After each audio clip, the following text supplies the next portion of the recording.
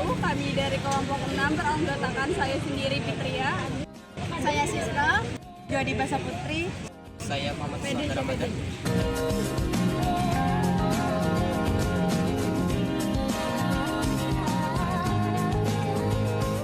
Oke, langsung saja kita masuk materi jurnal khusus. Jurnal khusus ialah jurnal yang mengelompokkan transaksi sejenis yang sering terjadi agar pencatatan lebih cepat, teratur, dan efisien. Jurnal khusus biasanya terbagi menjadi 4.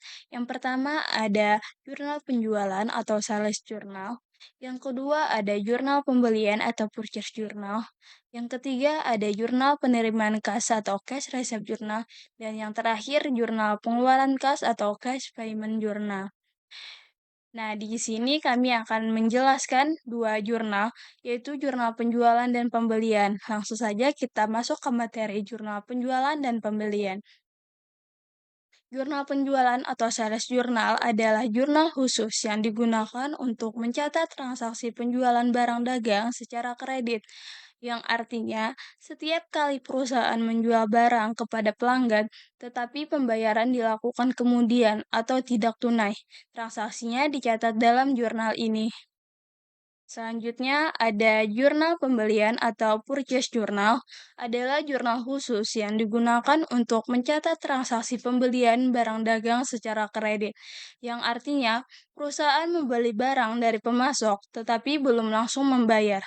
Pembayaran dilakukan kemudian. Setelah mendengar penjelasan mengenai jurnal penjualan dan pembelian, kita akan masuk ke contoh transaksi.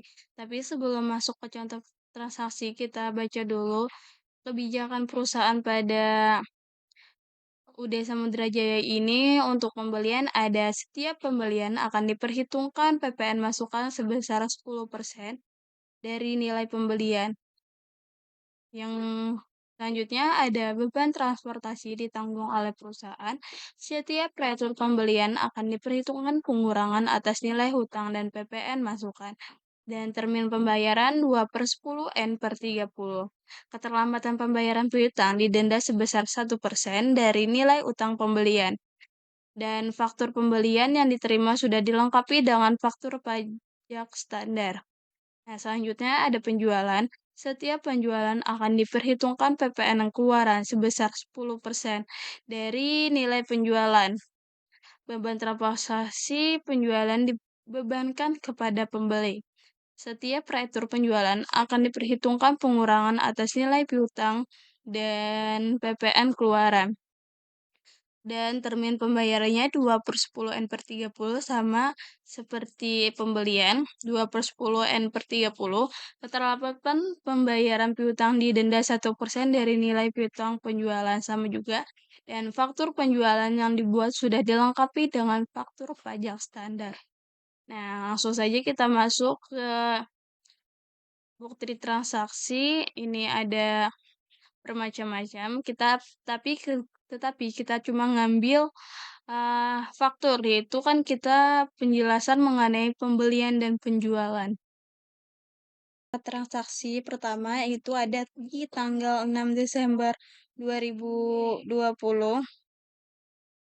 Nah, ini terjadinya penjualan karena kepadanya kata Anjani dan suratnya kepada perusahaan kita. Berarti ini terjadinya penjualan. Nah, penjualannya itu Toshiba 14 sebesar 9 unit dan Lenovo sebesar 7 unit.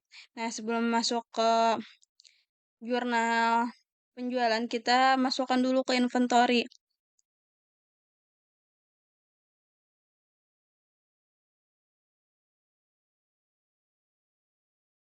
Nah, di inventory itu Toshiba 14-nya ini ada 9 unit dengan harga per piecesnya 16 karena kita ngikut di saldo awal dan total 144 juta. Nah, kita masukkan lagi di Lenovo 15-nya. Tanggal 6 toko Andani, deskripsinya itu masuk ke out karena kita kan penjualan otomatis barang kita akan berkurang sebesar 7 unit dengan harga 12.500.000 per ficisnya dengan total 87.500.000 rupiah. Nah, terus saja kita masuk ke sales. Nah, untuk dokumen numbernya F12-1. Karena itu kita lihat di soal customernya toko Anda nih tuh melihat di soal juga, dan untuk account receivable itu tuh diambil dari jumlah dari total harga dan PPN sebesar 286 juta rupiah, dan untuk cost of goods sold itu kita lihat di inventory tadi. Dilihat dari tanggal 6 tadi ada 144 juta, kita tambahkan dengan di Lenovo 15 tadi 7 unit sebesar 87.500.000. Maka totalnya sebesar 231.500.000 rupiah. Dah, untuk sales kita ngambil di total harga.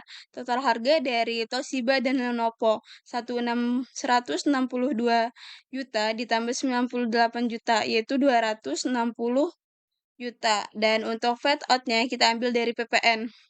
PPN-nya di soal ada sebesar untuk Toshiba sebesar 16.200.000 dan untuk Lenovo sebesar 9.800.000, maka totalnya 26 juta. Dan untuk merchandise inventory itu kita ambil inventory seperti cost of goods sold dan nominalnya sama.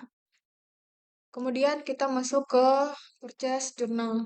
Nah, di sini ada tanggal, nomor dokumen, serta vendor. Nah, semua ini kita ambil dari sini. Dari tanggalnya 10 Desember, kita taruh saja di sini. Kemudian nomor dokumennya kita taruh juga, serta vendornya kita taruh juga dari PT Langkah Maju. Selanjutnya yaitu inventory ini kita dapatkan dari keseluruhan total harga yaitu 301 juta rupiah. Kita taruh saja di sini. Kemudian fed-in ini kita dapatkan dari PPN 31 juta 100 rupiah. Kita taruh di sini. Kemudian selanjutnya yaitu akun payable. Akun payable ini kita dapatkan dari merchandise inventory ditambah dengan fed-in. Maka hasilnya 331 juta 100 rupiah. Terus di sini saya akan menjelaskan sales jurnal pada tanggal 18 Desember dengan dokumen F12-2 kepada customer toko Andani.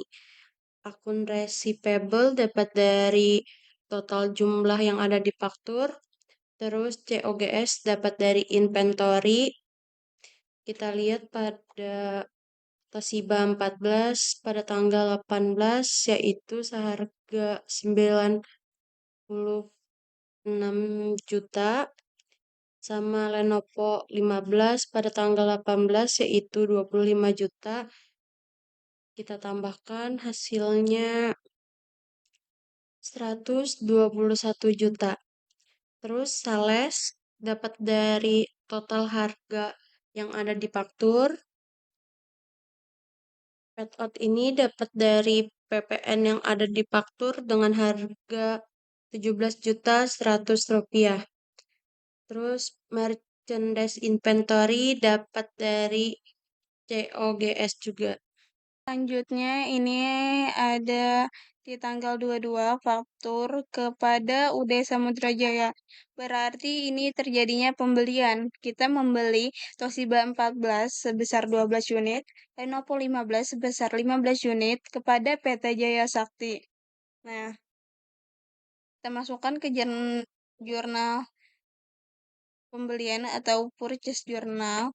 Kita masukkan tanggal 22 untuk tanggal, dokumen, dan vendor kita ngikuti soal itu di tanggal 22 dengan dokumen number C1721 dan vendornya PT Jaya Sakti. Nah, untuk merchandise inventory itu total harga. Nah, di total harga di soal 383.400.000 rupiah karena pembelian Toshiba dan Lenovo tadi 16 juta Rp194.400.000 ditambahkan Rp189.515.000, maka totalnya Rp383.400.000.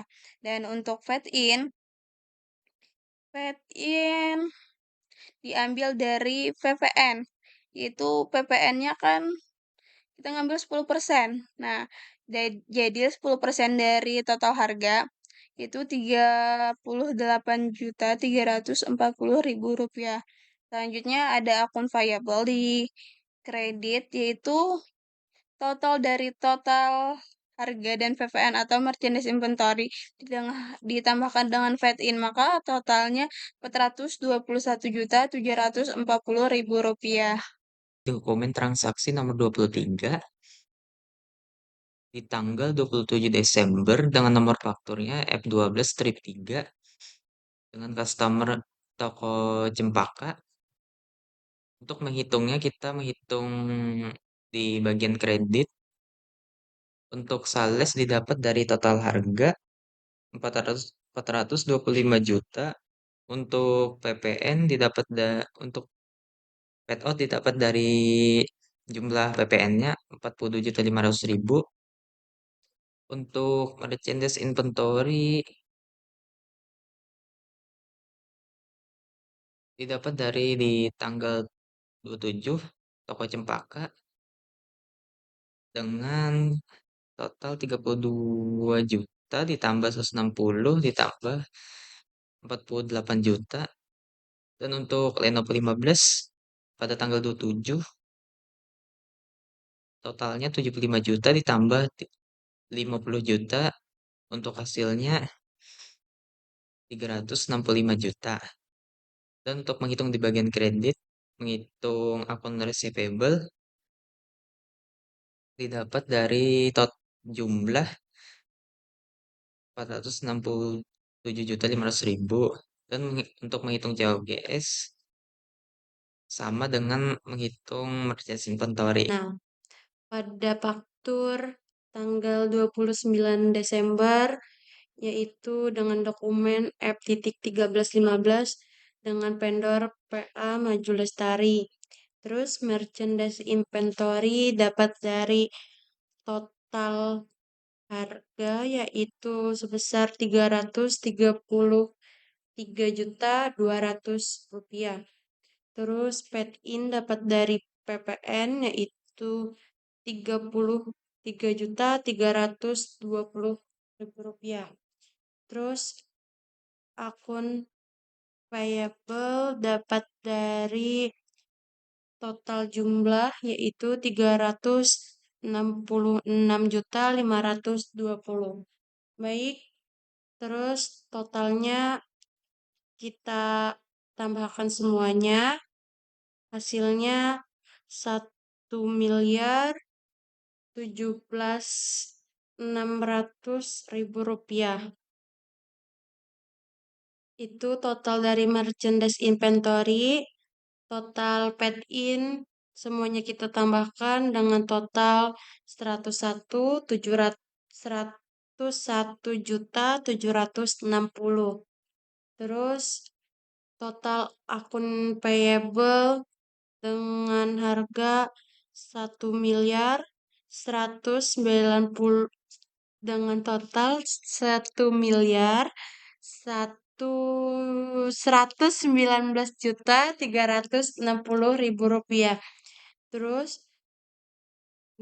yang debitnya kita totalkan, yang merchandise inventory ditambahkan dengan paid-in sama dengan total harga 1.119.360.000 rupiah.